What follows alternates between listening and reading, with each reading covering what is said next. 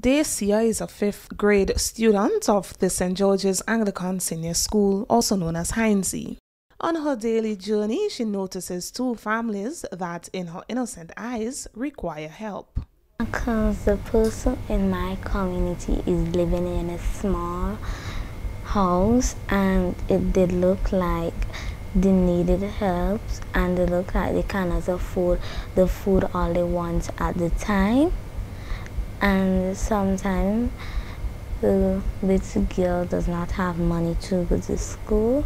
She looked like she needed help, so I decided to nominate her.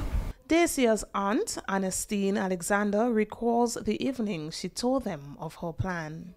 She came to me with this paper. Auntie, I want you to sponsor me to donate. I said, donate to what? Because you know, children, it's Christmas time and I want to know what on earth you're going to do now. Auntie, I want to feed a poor for Christmas. To kickstart her efforts, she went around with a donation sheet and was able to receive some money, but it would not have been enough. I raised $330.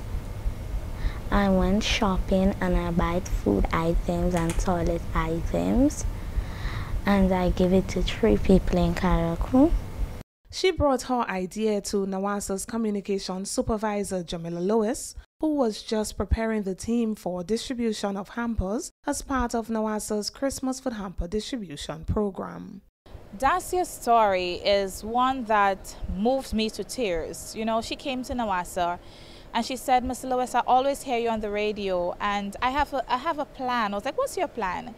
She said, I observed that there are 2 children in my class whose families I believe are in need. And I want to give them a food hamper. I've been going around with my donation sheets. I don't think it would be enough, but I'm willing to go more to make it a reality. She said, what can you do to help? And at that point, I was moved because for a child to observe, you know, the situation of other children within her class and being able to think of such a kind and thoughtful gesture, to me, meant the world. Miss Lewis clipped her under her wings for the day's journey, and together they were able to make her wish come true.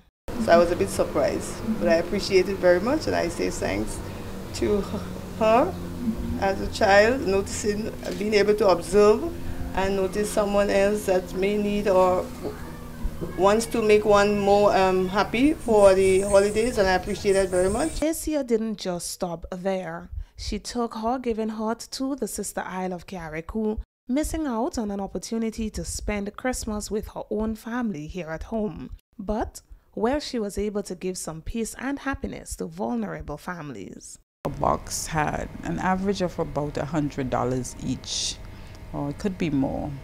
And she bought every little thing you could think about, even pear jocks she bought for Christmas. And one of the things she wanted to make sure is that there were children in those households, and there must be something for the children. Dacia is a perfect example of what it means to give without expecting anything in return. For the National Water and Sewage Authority, I am Chriselle Benjamin Jerome.